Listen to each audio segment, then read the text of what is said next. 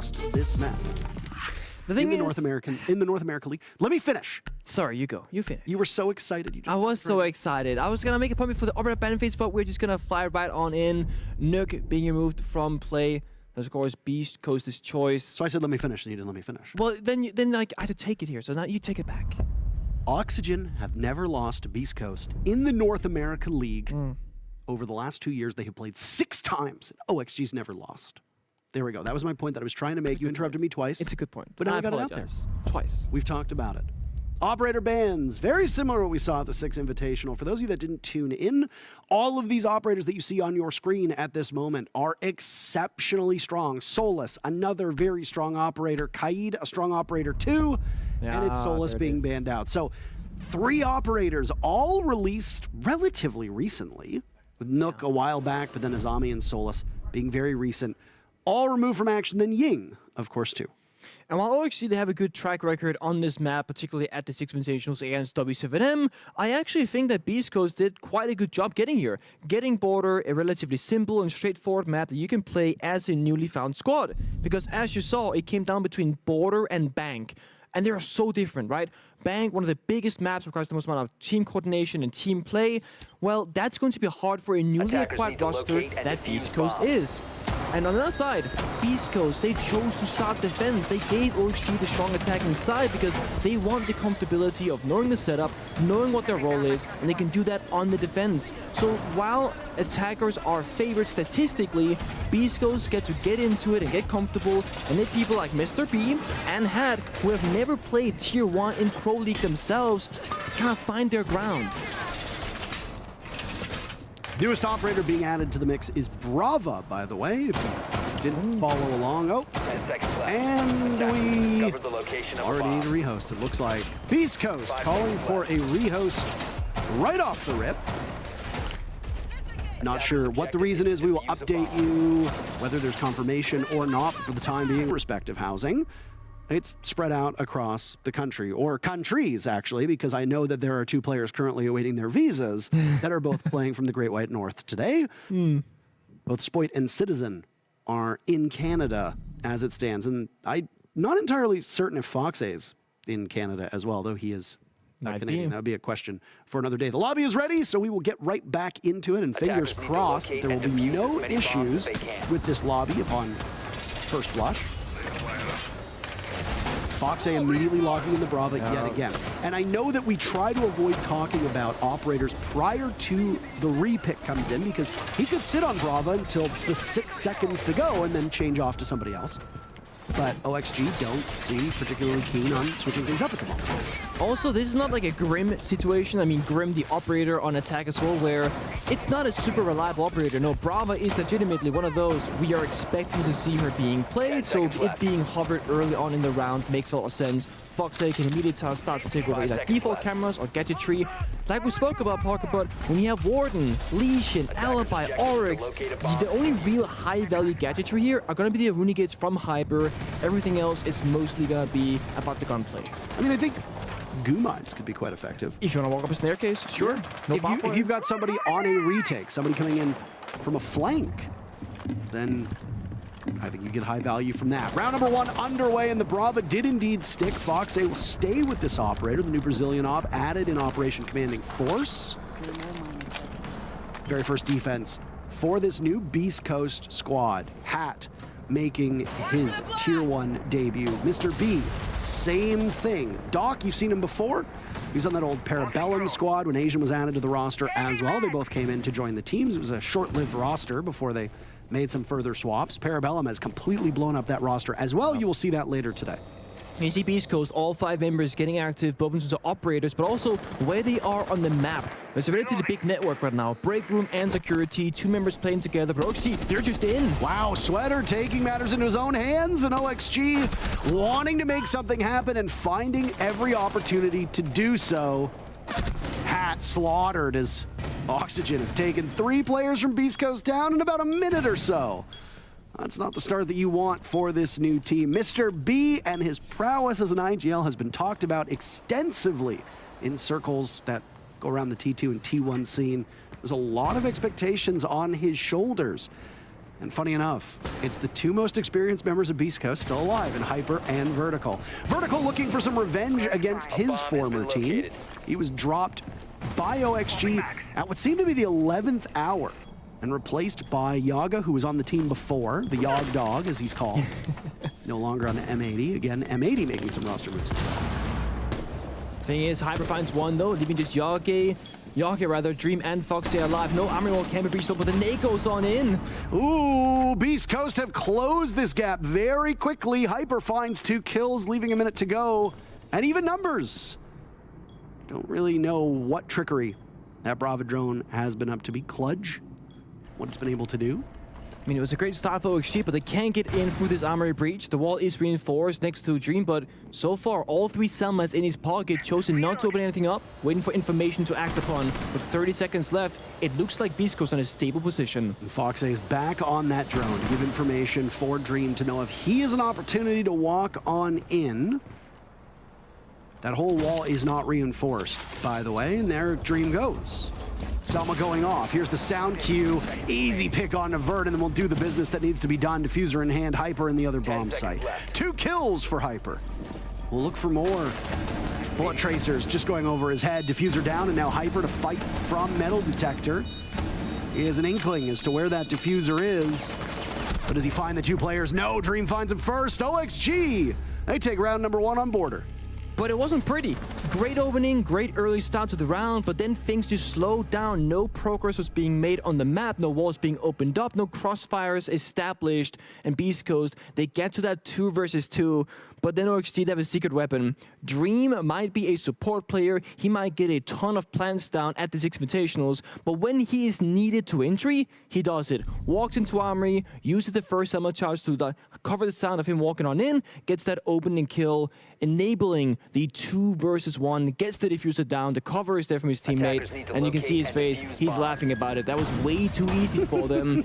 And things are going to have to change up for Beast Coast. That net that they had, it looked like it was solidified. Break room player, security player, but there was no interaction between the 2. Sweater and Newers is inside security through that window out of nowhere.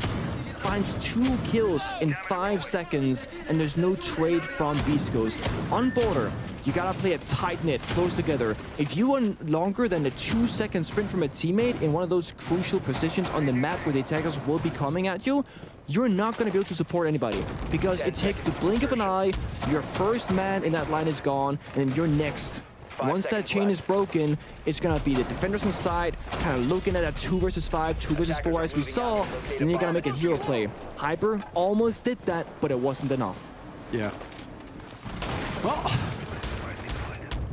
you can see this castle strat extending upwards to a very important part of the map that isn't where the actual bomb site will be this time. Beast Coast have every single site open at their disposal, but as we see from so many teams, they're not going to go up to Armory yet again. They will extend upwards, but will be playing down below in what is often a very favorable secondary bomb site for most teams. That's the Bathroom Tellers portion of this map. And as you can see from the individual players cycled through there by our observer, these Beast Coast players are all over the place.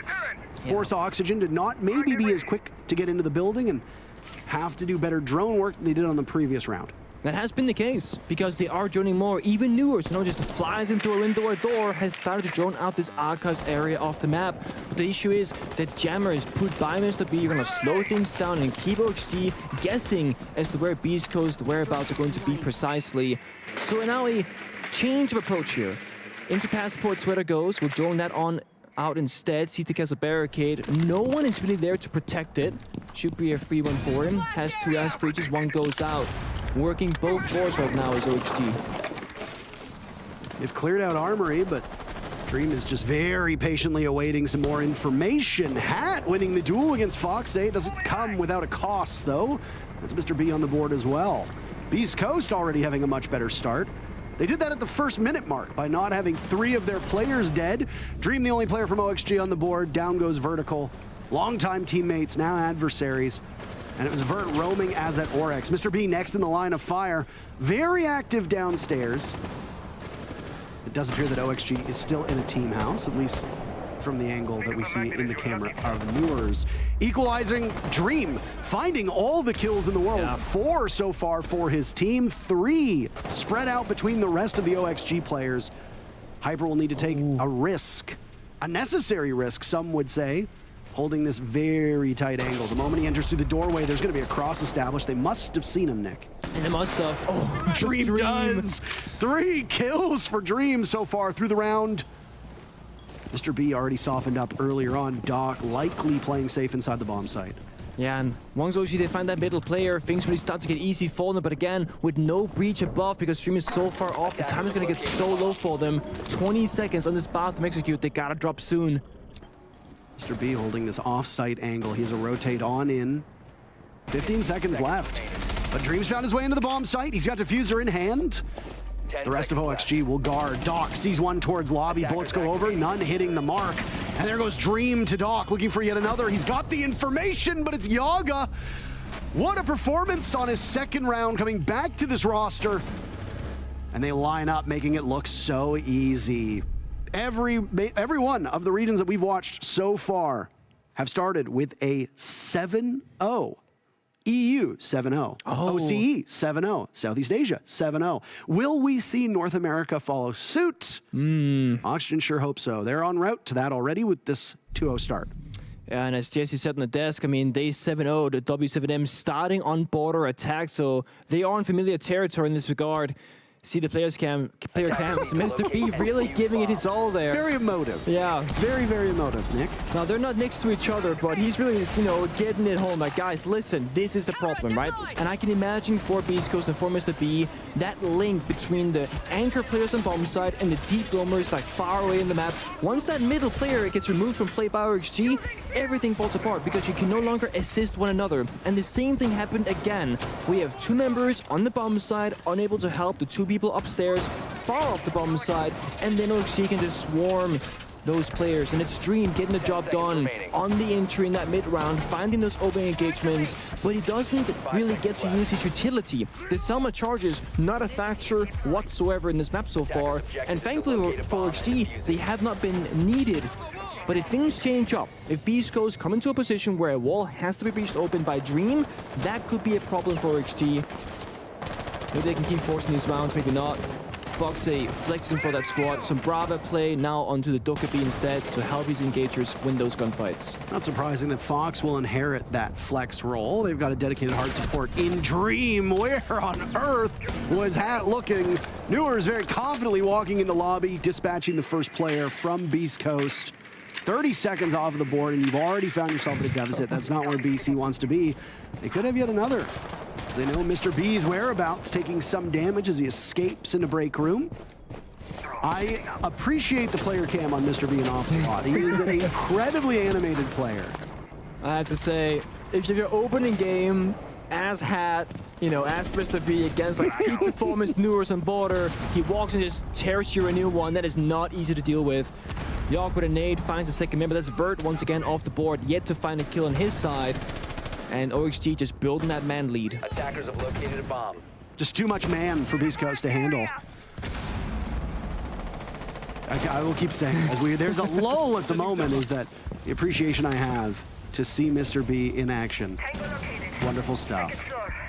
Back to Armory, they're losing some of their hold on this back portion of the office bomb site. There goes another nade in from Yaga. Oh, what a shot! Good lord! Beast Coast find 2, answered back by Sweater very quickly on. Logic bombs go off. Foxay still upright with another one there as well. Hyper trying his best, but it's all in vain, leaving Doc in a 1v3. He'll take matters into his own hands, but there goes another logic bomb. They know exactly where he is. They can hear him jumping out the window. Foxay far enough back as the diffuser was getting planted.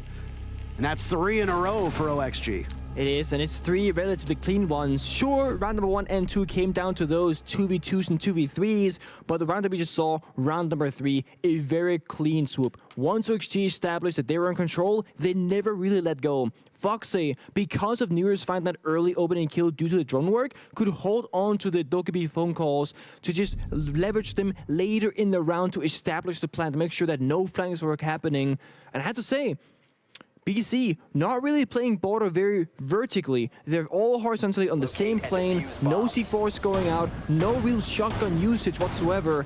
The ventilation bomb site that we're going to see in round number 4, it really speaks to verticality. The bomb site is downstairs on the first floor, but you always go upstairs one level to that Armory Archives area to hold it from this plane instead. And if they have to leverage it. Vertical, whenever he gets a gunfight, he's lost it so far. So try and leverage utility where you can. We keep bringing the Oryx, they keep bringing out the Lesion. Those are not really important operators right now in this game. They've had 0 value so far. Information, very low as well. Hyper keeps me on that deployable bulletproof camera, but outside of that, you're just working with default cams. Valkyrie is open. Pulse is open, and maybe this is the fact that Brava is now in the game. That could be a defining factor. If you bring the Valkyrie, those cameras get hacked, and it gets 0 value. The enemies will now see you instead, and Foxy is bringing out that Brava operator. Yet again, this is the 3rd time that we've seen this operator. Is that not correct? It is correct. At least by my counting. I've never been one good with arithmetic, so it's just basic numbers, you know. E1D burned very early on. 2 of the 3 rounds that have played out involved a death from Beast Coast in the first 30 seconds. Not the case this time. Just past that mark now. And it's a 3rd bomb site trotted out by Beast Coast. They tried Armory upstairs twice, failed. Bathroom tellers. Now it's ventilation and workshop. And there goes the arena gate. This is exactly that Brava drone in action. Look at all this, all the goodies. Foxy doesn't seem to know which one he wants. Proximity sensor. Damn. A razor bloom, the Surya gate, which one is it? It opens up the gates and there goes yet another. Why? Yeah. Because now he can take it. Beast Coast have set up all these traps specifically to slow down a rush from OXG. And as Foxy removes all of these, they're now not going to have enough intel on Beast Coast side to know that OXG can just rush in and go for a free plant inside events. Absolutely, and that's the thing where Brava makes things uncertain. And not only that, in terms of utility, but they also get the opening kill. Vert once again off the round. 0-4. Answering back though, Yaga down and out. Trying to match the firepower that Dream has been providing. A bit surprising. Dream, a player dedicated on hard support, not usually the one getting close to these entry kills, but Dream has been phenomenal. He's got 2 diffusers down so far, very narrowly missing out on a 3rd diffuser in the previous round. Hat posted up inside of break area. He's got 2 different windows to watch, a doorway as well, and needs to be a little bit careful towards this balcony, but he's on the hunt. Hat creeping up. He might be able to get a free pick right here. Oh no, he sees the Lion, wins the duel against Sweater. Reload. Almost losing his HP in the process. Hat 4-3 to start off his pro play debut. That's pretty darn good, but as we talked about, OXG is inside of the bomb site, 40 seconds to go. Firing through the soft wall, waiting for the pop-up as the diffuser goes down successfully from Dream. He hits the deck, missing out on an opportunity to pick off Hyper. Sidearm out, somehow winning these duels. Fox in a 1v4. This is where things will get tough. Beast Coast on the diffuser. Fox able to behead 1, but nice coverage from Hat. No 7-0 to be found here in North America's first match. Beast Coast win their very first round by getting onto that diffuser, disabling it. There's baby Foxy in the bottom left corner. And of all the rounds Beast Coast could win, it's the retake. The 4 versus 3 on ventilation with diffuser going down effortlessly because of that Bravo work early from Foxy. It seemed almost unwinnable, but what do you know? Hyper the Deagle can just make things happen. Gets 2 kills to open things up. That last member had to overcome 4 members off the defending side. So well played by them. Team play actually from Beast Coast was shown in that round for the first time. And a little bit of life being shown from every single player except for Vert, who's yet to get his first kill. And I hate to bring it up constantly, but this is border. Frags is very important. And I mean, it's not even just that this is a very claustrophobic map that is often referred to as Hell in a Cell. It is. For those of you that are wrestling fans will know that reference quite well. Attackers have discovered the location. You can call it the Elimination Chamber, but I think that's a little bit deeper into the lore of wrestling. Okay. The one thing that always came up in conversations about Vertical and his position on this OXG squad, Nick, was consistency. Yep. Vert would have signs of just total life through multiple games and then would just flatline and would disappear from action, especially at international competition. But domestically, Vertical was almost always a beast. Now, from what we are led to believe, Vert could have been a very last-minute addition to Beast Coast. So you have to forgive a slow start when he's still finding his footing with a brand new team. But you'd think that Vert playing against his old team would still have some idea as to how they're going to tackle this. OXG should still show some similarities. This is a very good map for them. They just played it at SI a whole bunch. Yep. Well, you're hitting all the right points. And even if he's not the most strategic player, he's still great mechanically. So the fact that he is at an 0-4 at the moment through 4 rounds of border, terrible for Beast Coast. And it gets worse. Hyper injured and also taken out by Sweater. It's always Sweater. Dreamer News is finding these kills. Yako the Nate as well find success time and time again. Then it's had to strike it back for Beast Coast. Always trying to leverage back the numbers. Always standing his ground. For those of you that don't know the visual cue, that's not what's going on at the moment. That's how most of these rounds have played out. Yeah. No nades from Yaga tossed in. No, he does have one in his pocket still. There are the logic bombs. This extended hold from Beast Coast. Very similar to what we've seen round by round. They've got a hole to wander from fountain through hallway back into this security area. Hat loves break room. Oh, nice shot on the Sweater. Very much distracting with the impact into the wall. Mr. B not too far away. Just for some additional fire. Now it's Newers to take some more damage. That T5, good fire rate, low recoil. Yeah. The confidence, though, that's the sheer thing here. Standing your ground, not trying to run away. Hat recognized that he has to just try and find kill after kill inside a break room. It's funny because Hat's inclusion on this roster was criticized a little bit on social media by the fact that he didn't have the same pedigree as a lot of these other Beast Coast players. And, you know, saying, is he ready for Tier 1? So far, I think the answer is very much yes. We'll see what happens when he moves to attack, because it's easier to defend on a new team. Oh. But this is border after all. You're going to come to blows no matter what. Whether you're an attacker or a defender, you need to be prepared for that. Hat has finally been found out, but Dream gets baited in by this position of Mr. B inside of security. He's lined up, looking for another. The kill that had started was finished off by Newers. Hat is now down, leaving just Mr. B in security. Holding off the horde, seeing Foxay, and again, doing some serious damage. Such a good round from Mr. B and Hat, basically 2v5ing OXG for half the round, if not more. They've killed so much time, Nick, and you're down to the final 15 at the moment. Yaga dropped off. Beast Coast looking to keep these numbers even. There's this roam from Beast Coast, and Vert finds not just his first kill, but his second. Back to back. Vert shows up exactly when you need him at the tail end of that round. Beast Coast strike gold, round number 5. A 3-3 first half, still very much within their grasp, but they have to do it on this final round. Yeah, now that you said it, Parker, you said that when you're new into this league, it's comfortable to be on the defense where things are familiar to you. And I think that is really why Beast Coast chose to start on the defensive side of border, because they had the option to go attack. What it also brings you is that you can hide your attacking strats, not give anything away until that side swap. That means your opponent, OXG in this case, they cannot get inspiration from what you were doing. There are better bans. Ying, for example, from OXG is going to stop most rushes you can do on the attacking side. But someone like Mr. B, who's been cooking things up in CL, in Tier 2 of the North America scene for quite some time, he's going to have these one-off strats he can pull out and use when this side swap comes out.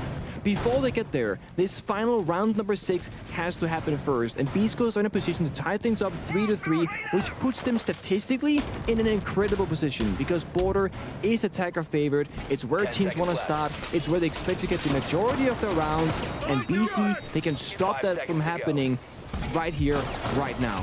Yeah. Attacker's objective is to defuse a bomb. Fascinated with how much OXG struggled to pop that bubble that we saw continue to grow from Beast Coast and pop the pressure, blister, you can call it, whatever you'd like, that Beast Coast had inside a break room. Like there's really no difference from that round, at least that we could see, with the way that Mr. B and Hat were holding it. It's exactly how Beast Coast have wanted to hold that part of the map, and they did so spectacularly. Fox has got sound. You can tell here. He knows someone is somewhere around East Stairs, but exactly where. And who do you know? It's Hat once again in this first position, and with Wamai this time. Meaning that grenades and flashbangs not going to be as big of a problem for him. He can stand his ground for even longer than that of Lesion. That creeping back up. We've seen a wealth of operator changes here on the defense. Beast Coast running with a little bit different from the previous couple rounds, looking for their third round in a row to clean up this very first half. Yeah, send us into even footing. Much more utility now. Again, I was going to say the Valkyrie camera, C4 goes down, does a bit of damage, but no kill. And no Brava from Foxley. He's on the floors instead, so a bit of a misread, perhaps. He just loves the drones, doesn't he? Just loves these drones, but when you are playing on an upstairs bomb site and you're looking to deal with utility, Flores is an excellent operator, very high value, can take out deployable shields relatively easily, can take out mute jammers if you're within the radius of it. Vertical lines up and gets shut down by Newers. Yaga falls too, so both teams end up in a very similar position, but look at Hyper. Oh, I don't think Hyper's been found. That is not good. Sweater and Newers also taking their lumps. So OXG might have got that very first pick, but it's not without some small sacrifice. Hat is gone now too. So Beast Coast trailing numbers yet again, even though it was only for a second before the equalizer came in from their team. Hyper still creeping from above. He has to make a hero play now. He can't escape, can't get out. He can hold on to the ground to try and get aggressive somewhere on the map. Mr. B sees one, he'll toil, trying to just waste as much time as possible. There goes Newers, the remainder found by Hyper. You said he was trapped. Well, Hyper's fighting his way out of this one, it sure would seem. Dream coming to the rescue yet again. Hyper still doing so much damage from above. This is why he was a highly sought out free agent. Playing with that Mirage core during the qualifiers, now finding a home on Beast Coast and showing exactly what he's capable of doing.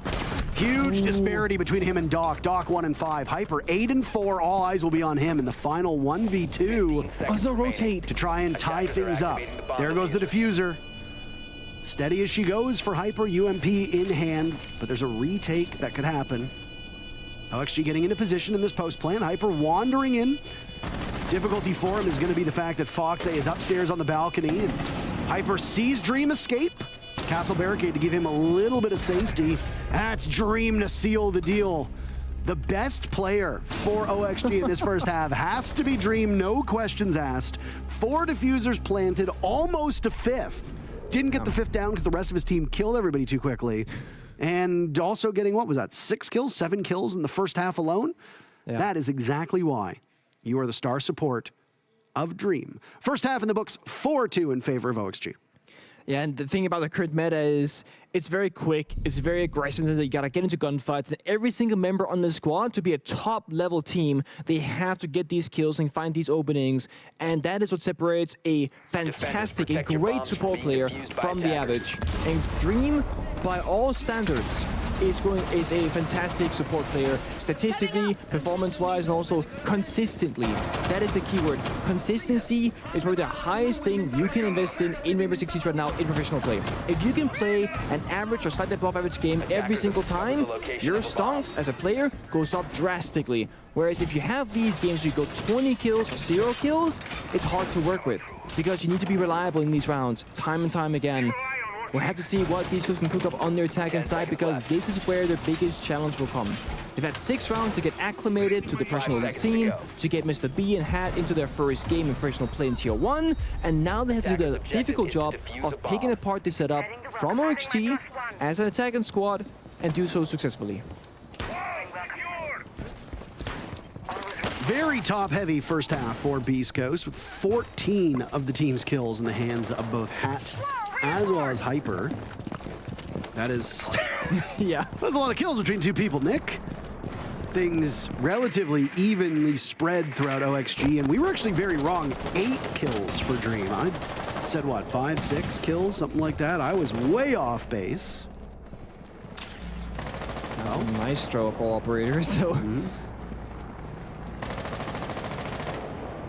That's a prime target for a Brava. Not present, though, for Beast Coast.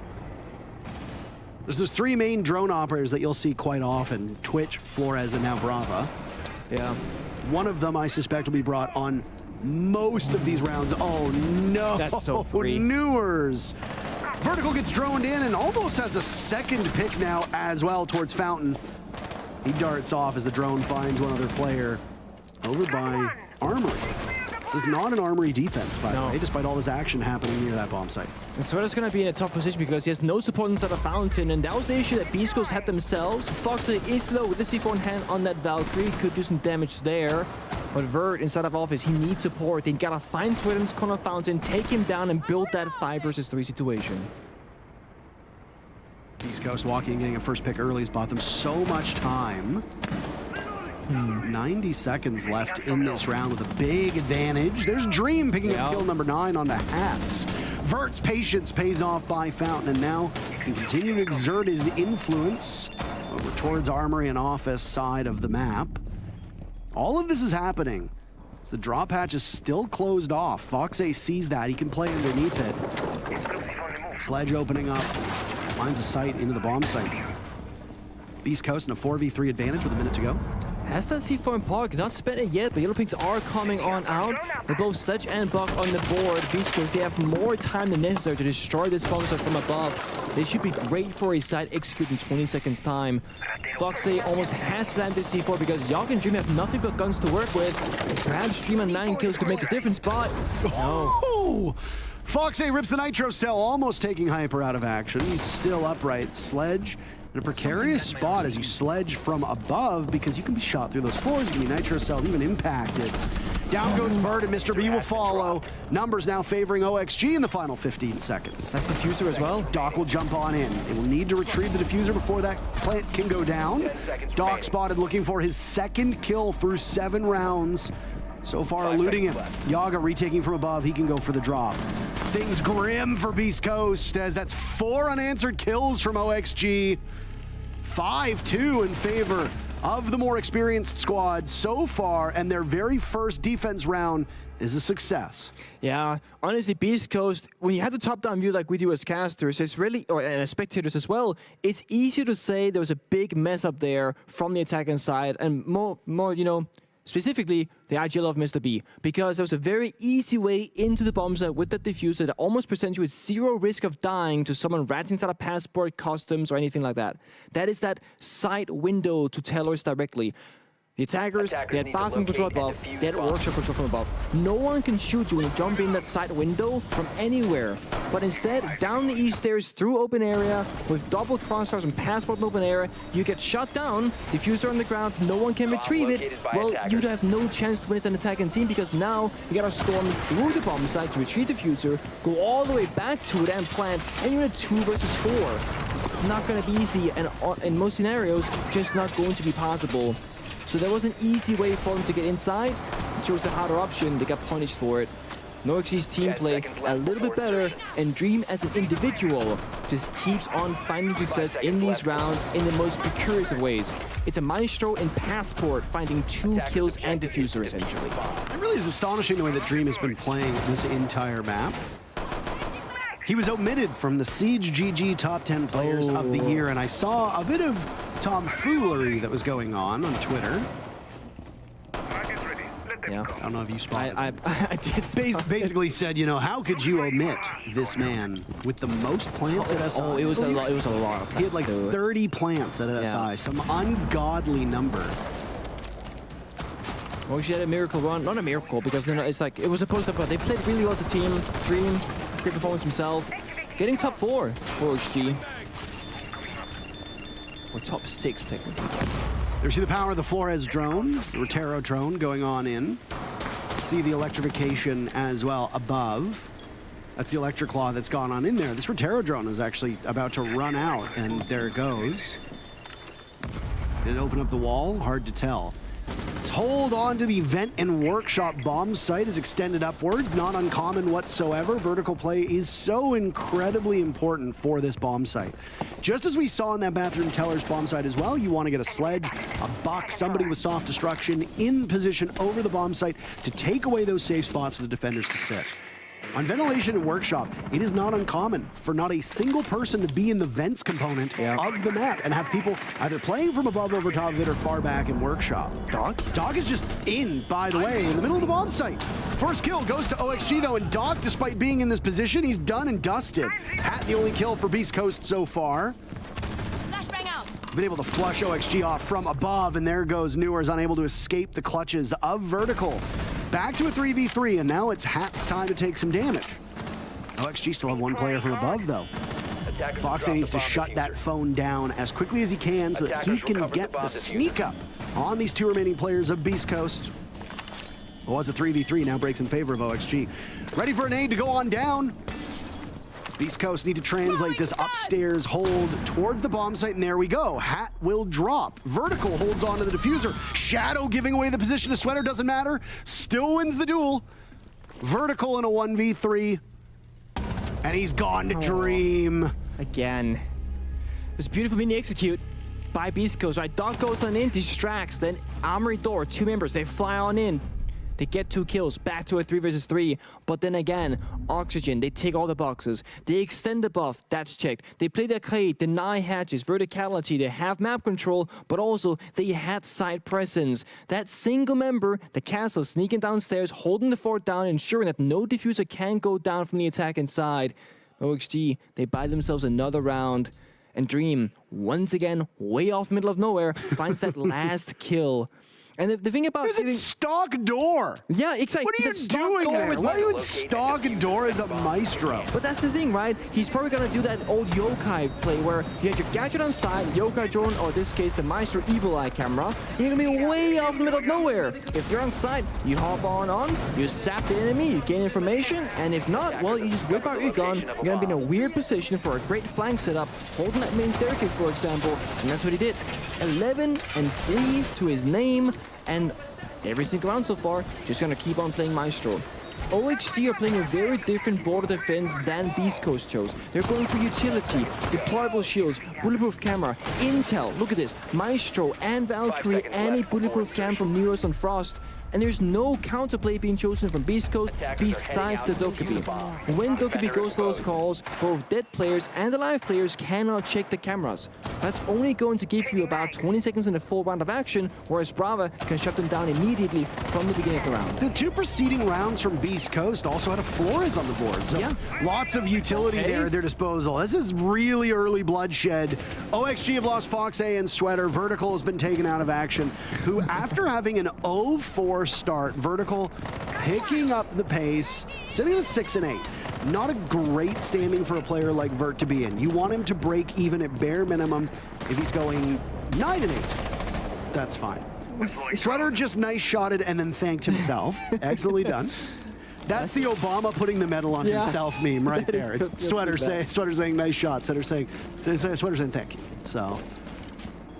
This round turned into a Wrangler for a second because Spawn Peak got Lord from OXG trying to catch Beast Coast off guard with the early aggression. But it got shot down nicely. Slow approach the building with that drone work, find some kills, and now it's OXG down in a 2 versus 4 situation. Spent so much time talking about Dream that we really haven't focused on how poor of a matchup Noors is having as well, and it gets worse. Beast Coast not taking their time out, staring down a loss to OXG, but Dream finds himself in a 1v4. Best opportunity that Beast Coast has had so far on their attack to win a round. Oh, Dream's life might be short-lived. Mr. B has hopped into a Frost map.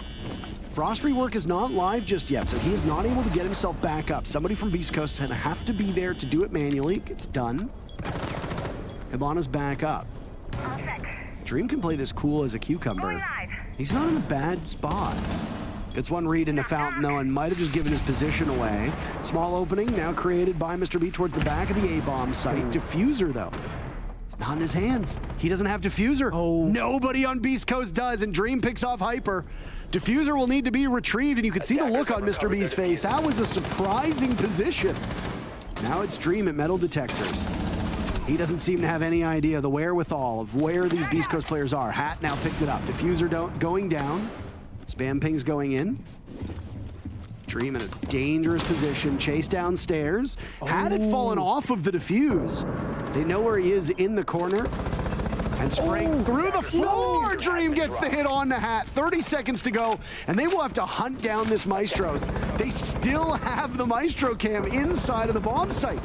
It's giving information away to Dream. Will have to go for a reload. 24 bullets left. Doc now holding on to the diffuser. Mr. B watching from above. They have pings. He can retake. Can Dream pull this one off? So close. Looking one way. Creeping up on the Hibana, but his luck runs out. Good Lord, what a run that was for Dream. He picked off 2 of them, but just can't get all of them.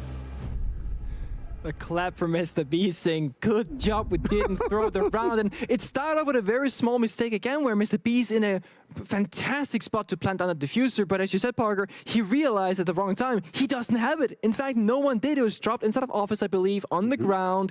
And then, you know, a little bit of trolling happened, right? Members died, Dream found openings. Those Maestro Evil Eyes and Valkyrie cameras just kept on yellow and red pinging the attacking team. And the verticality from Dream, fantastic use of the internet intel, but he did not have any impact grenades in his pocket. Couldn't really do any work besides floor banging. And sure, he hit the heads of 2 members where it mattered the most, but then he runs out of options. You're planting concrete next to that Archive's window, there's no angle from below necessarily, so without the impact, you gotta go back up that main staircase. That's where things get dicey. It's 6-3 in favor of OXG, and they're gonna go to that Teller's bomb site. It's a bomb site on border that gives you the most amount of map control. You can play across the entirety of the first floor, customs, open area, the bomb site itself, of course, workshop installation, but you can also go up above. So Beast Coast either have to go for a direct approach, you know, through that bomb site window. Not really something that you want to do unless you bring some rush operators, the blitz, the glass, etc. Not going to be the case. They're likely to have to fully roam clear this map out. Usually teams will go upstairs, start with Armory Archives, work their way across, use the verticality, that's Hyper and Slicks in this case, and they got both Mr. B on the Lion and Hat on the Dokkaebi to help clear out these roamers from Oxygen to start things off. Selma's going off on the jail wall as Oxygen will find themselves on match point for the remainder of regulation.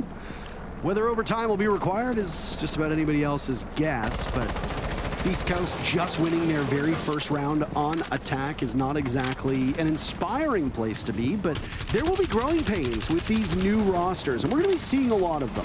Yes. Almost every single team in this North America League has blown up their roster to a certain extent. DZ only made 1 change.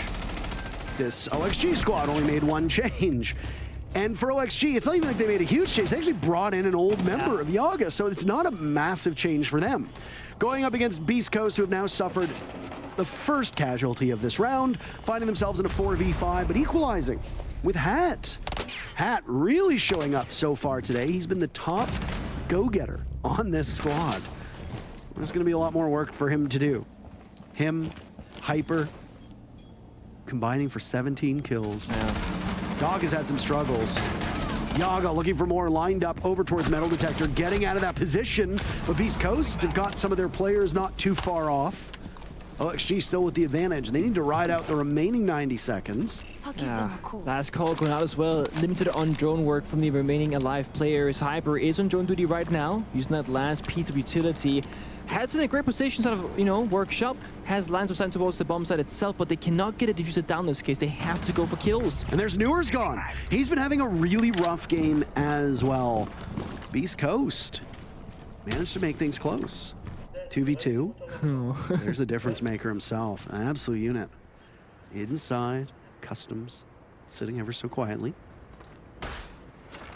Might get thrown down. Kumine hit as Hyper goes up sledging from above. You see that Maestro cam inside the lobby. Yeah. Also no diffuser outside of break room doors, so when somebody picks it up, that would have to be a Hat in this case. They have to find both members and go for kills because the diffuser is... Dream, where are you going? He's going further and further in. He's gonna pay for time. Well, they droned him out. That's what I said. There was a drone down below in customs. He's wasting so much time. There's 40 seconds left on the clock. Now there's only 20. He can't be seen from this position. There go the Beepers inside of customs. They don't have the diffuser. They're going to have to go for kills. And at this point, you just need to wait and welcome them with opening arms. Foxay, the first one to say hello. And then it's Dream to say goodbye. OXG 7-3 in our very first matchup of this new North America League. A relatively good showing, all things considered, for the new Beast Coast lineup. But they are just not able to stop what the desk considered to be one of the most dominant and probably the best team. Yeah, no, I agree with you. And I gotta say again, Dream, MVP for me in this match. I just got always